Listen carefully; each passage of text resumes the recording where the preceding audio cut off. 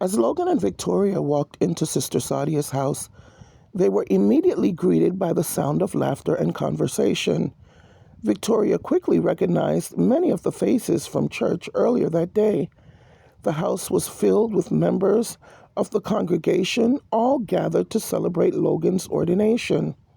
Smiling, Victoria greeted everyone as she passed.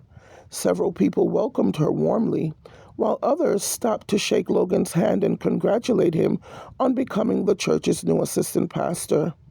One by one, Logan introduced Victoria to members she had not yet met. Some were ministers, some were longtime church members, and other close friends he had made through the years of serving in the ministry.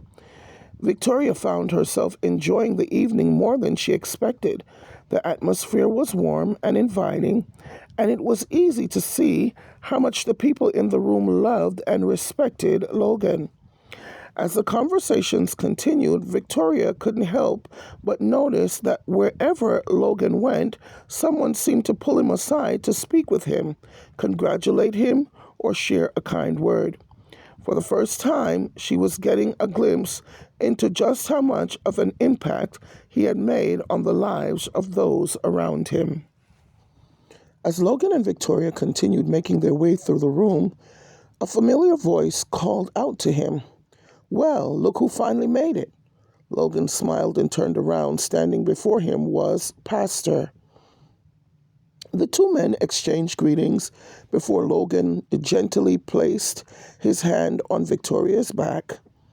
"Pastor, I'd like you to meet Victoria." Pastor smiled warmly and extended his hand. "It's a pleasure to finally meet you. I'd seen you coming in with Logan, but I wasn't sure exactly who you were." Before Victoria could respond, Logan looked at his pastor and said, "Pastor, this is the woman my heart truly loves." For a brief moment, Pastor's eyes widened in surprise. "Really?" he said with a chuckle. "Well, I'll be honest, son. We were all hoping you'd choose an insider instead of an outsider."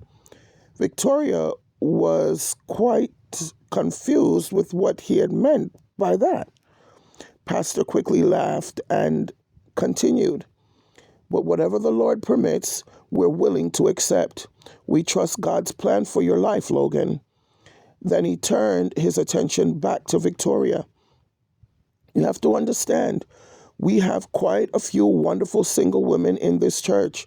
Some of us thought Logan might eventually choose one of them." Victoria smiled politely as Pastor continued, "But God doesn't always write the story the way we expect. And if Logan says you're the one, then that's good enough for us." His expression softened. "More importantly, Victoria, we want you to know that you're welcome here. We want you to feel at home in this ministry and among these people. You are now an insider," he said, as they all laughed. Victoria thanked him, feeling some of the tension leave her shoulders. The three of them continued talking and laughing together as the celebration carried on around them. Just then, Victoria's attention shifted. For a moment, she had gotten caught up in conversation, but she quickly remembered one of the reasons that she had came. She wanted to learn more about Sadia. As if on cue, Sadia appeared. Victoria watched as she confidently made her way across the room. In Victoria's mind, she was saying, "Look at this Jezebel. What she doesn't know is I have my eyes on her." Before anyone could say a word, Sadia stepped directly between Pastor and Logan, barely acknowledging Victoria's presence. "Logan," she said with a smile, "would you mind helping me in the kitchen? I'm trying to move 3 cases of soda and could use a strong man." Without hesitation, Logan nodded. "Sure." He politely excused himself from the conversation and followed Sadia toward the kitchen. Victoria stood there watching them walk away. Pastor continued talking, seemingly unbothered by the interruption. But Victoria's eyes remained fixed on the two disappearing figures. She was shocked that Logan couldn't see what was happening. Doesn't he see what she's doing? Why does he keep responding to her the way he does? Why won't he put a stop to this? How long am I supposed to stand here and be humiliated? The questions raced through Victoria's mind, one after another. To her, Sadia's actions seemed intentional, and what frustrated her even more was that Logan appeared completely unaware of it. As the two disappeared into the kitchen, Victoria took a slow sip of her drink and forced a smile. But on the inside, she was anything but comfortable. The very woman she had been curious about had just taken Logan away, and Victoria intended to pay very close attention. Pastor Timothy was a discerning man, and it did not take long for him to notice that Victoria was troubled, even though she was doing her best to hide it. "Come," he said gently, "let's sit and talk for a moment." The two took seats nearby as the celebration continued around them. Pastor smiled and began. "I've known Logan for about 16 years. I've watched him grow from a young man into the man of God he is today." Victoria listened quietly. "One thing I can tell you about Logan is that he is wise. He's not foolish. He's patient. And he knows how to handle difficult situations." Pastor paused. "I'm sure you already noticed that about him." Victoria reflected on all the situations that she has been through since knowing Logan, and she realized Pastor Timothy had a point. Logan always knew what to say or what needed to be done. Victoria nodded but said nothing. Pastor leaned back in his chair. Sometimes when God places a certain grace on your life and gives you a position of leadership, you can't always respond the way the average person would respond. Sometimes you have to endure behavior that is unnecessary, unwanted, and even frustrating. Victoria looked at him carefully. "The goal is always to win the soul," Pastor Timothy continued. "And sometimes that requires more patience than people understand." Then he smiled. "So my advice to you is simple. Sit back and allow the situation to unfold. Trust me, Logan knows exactly what he's doing. He knows how to take care of it." And so, for the first time that evening, Victoria felt some of the tension leave her shoulders. Just then, a voice echoed through the room. "Dinner is ready, everyone." Guests began making their way toward the dining room as conversations came to a close. Pastor stood and smiled. "Looks like it's time to eat." Victoria smiled politely and rose from her seat, following the crowd toward the dinner table. Victoria could tell that Pastor Timothy was ready to eat. Before everyone had completely settled into their seats, Pastor Timothy stood and said, "Let us pray." The room immediately grew quiet. Victoria bowed her head and closed her eyes. Pastor Timothy prayed a heartfelt prayer over the food, the fellowship, and the occasion that brought everyone together. When the prayer finally came to an end, Victoria opened her eyes and immediately wished she hadn't. Somehow, while everyone was praying, Sadia had managed to seat herself directly beside Logan. Pastor Timothy was seated on Logan's other side. The seat Victoria had intended to take was gone. Trying to maintain her composure, she quietly moved to another chair and sat down. Inside, however, she was furious. "This woman stops at nothing," Victoria thought. I think I'm really going to have to deal with her. Then, almost as quickly as the thought came, another memory surfaced. Her grandmother's voice. You don't ever have to fight for what belongs to you. Victoria took a slow breath. Lord, give me strength today. She folded her hands in her lap and remained silent. But as she watched Sadia laughing and carrying on beside Logan, Victoria found herself fighting the urge to say exactly what was on her mind. This woman has more nerve than a rotten tooth. Still, she said nothing for now. Just then, Logan glanced around the table and took notice of the seating arrangement. His eyes found Victoria. She was seated much farther away than he had intended. Then he looked to his left and noticed Sadia sitting directly beside him. Without hesitation, Logan turned to Elder Brown. Elder Brown, would you mind switching seats with me, sir? The elder looked surprised. Of course not. Logan smiled. I know I'm the guest of honor tonight, but I really feel like I should be seated beside my guest. The two men exchanged seats, and within moments, Logan had taken the seat beside Victoria. Victoria couldn't help but smile. Now that's what I wanted to see all day. Immediately, Pastor Timothy's words came back to her mind. Logan knows exactly what he's doing.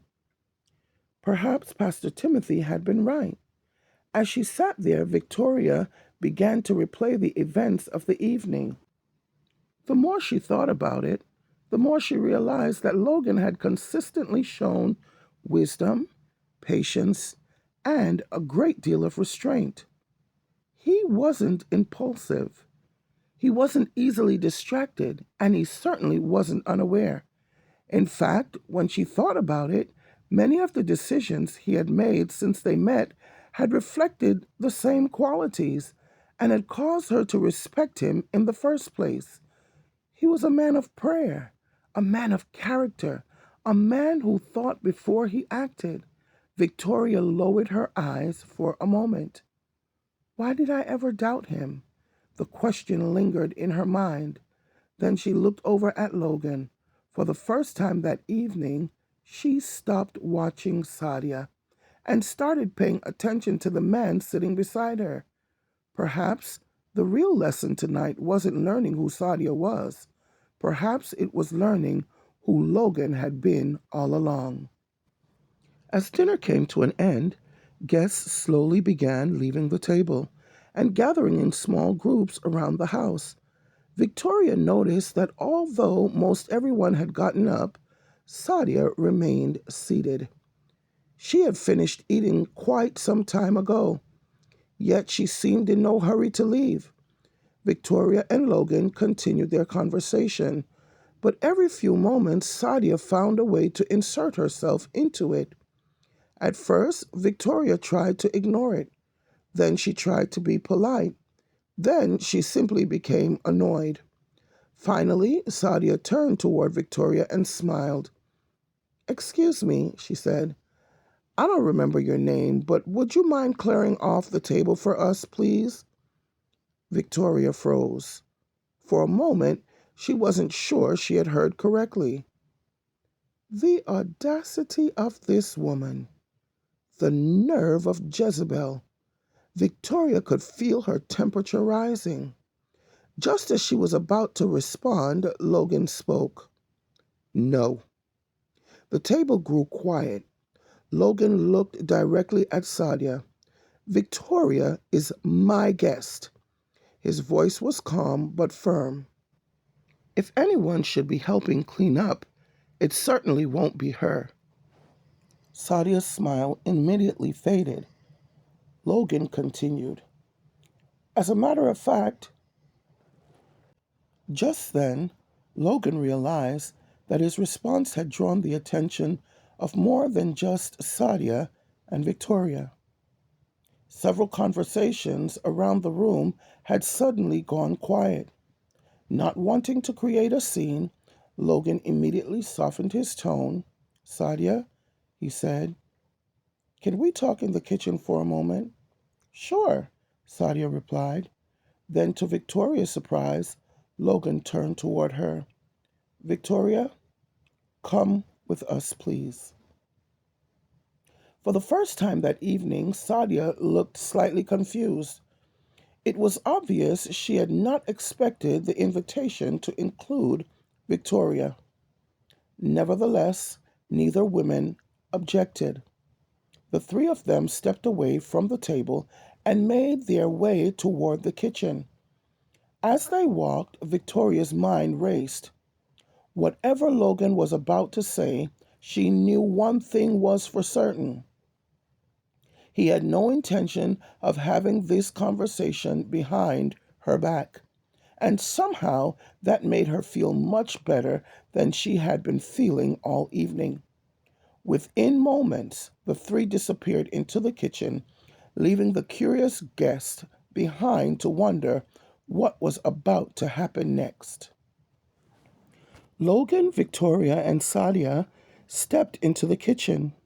Once they were alone, Logan looked directly at Sadia. I'm sorry, he began. This is partly my fault. Victoria looked confused. Why was he apologizing to her? Logan continued by saying, I never formally introduced you to Victoria, so let me do that. He turned to Victoria. Sadia, this is Victoria.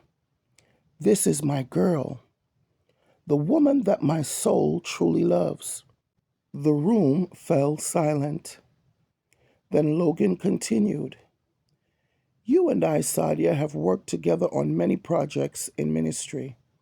And while there have been many times when I felt you were trying to cross certain boundaries, I chose not to believe it. I gave you the benefit of the doubt.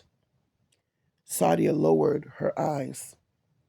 But tonight, you have made things extremely clear. Logan's voice remained calm but firm. You invited us into your home, and instead of showing respect, you have repeatedly attempted to embarrass Victoria. And I'm sorry, I cannot allow that. Victoria stood beside him quietly.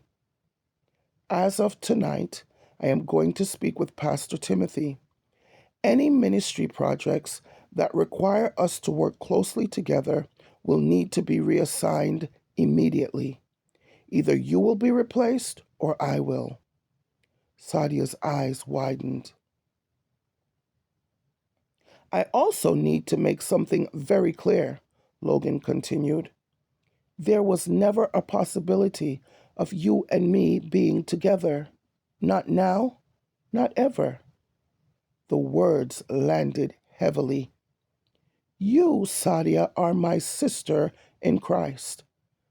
That's where it begins and that's where it ends. Then he reached over and took Victoria's hand.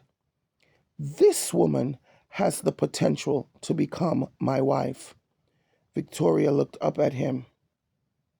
And whether it's Victoria or it's someone else, you will respect her in my presence and in my absence. The kitchen became painfully quiet. Finally, Logan nodded. Thank you for dinner, but we're leaving. Sadia immediately stepped forward. Please don't go. I have dessert prepared for you, Logan. Logan looked directly at her. I don't think you are hearing me. His voice was steady. I don't want your dessert. Before Sadia could respond, Victoria smiled. Babe, we can have dessert at my house. A grin crossed Victoria's face. No problem, Victoria. That's exactly what we'll do. Then he turned back to Sadia. The Lord bless you, sis. Have a wonderful night. I'll see you in church next Sunday. With that, he gently squeezed Victoria's hand. Come on, hon. The two turned and walked out of the kitchen together. Just before leaving, Logan stopped and looked back.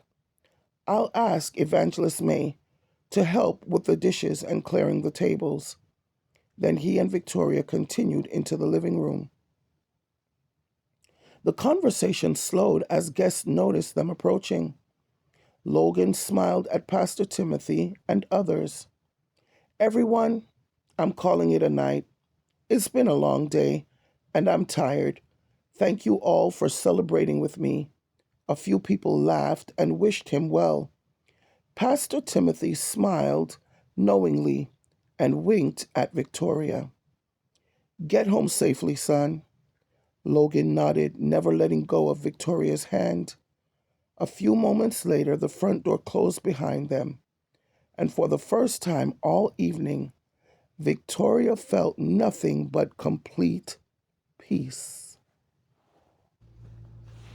Do you think Logan handled the situation with Sadia the right way, or should he have addressed her behavior much sooner? Tell me what you think and why. And if you were Victoria, would you have been patient and trusted Logan's judgment, or would you have confronted Sadia yourself? Be honest. Tell me what you would have done. This ends today's episode. Please like, comment, share, and if you haven't done so already, subscribe. We are coming with the most in the next episode. Things are turning up, and Victoria and Logan are getting closer. What do you think will be their fate? See you the next time. Thanks for watching. Goodbye.